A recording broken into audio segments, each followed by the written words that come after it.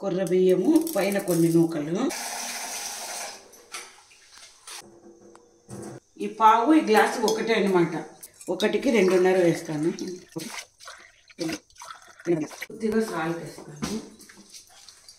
కొంచెం చప్పటి కదా ఇవి కొర్ర బియ్యము. శనగబ్యాళ్ళు వేస్తాను. ఈరోజు కుక్కర్లో బ్యాళ్ళు వేసాను. వాటర్, గోంగూర, కడి, ఆనియన్, వెల్లుల్లి రెబ్బలు, కొద్దిగా చింతపండు పులుపు తక్కువ ఉంటుంది, పచ్చిమిర్చి, కాస్త పసుపు, చిటికెప్పు, కొద్దిగా ఆయిల్ వేస్తాము, కొద్దిగా ధనియాల పొడి. తిన్నాక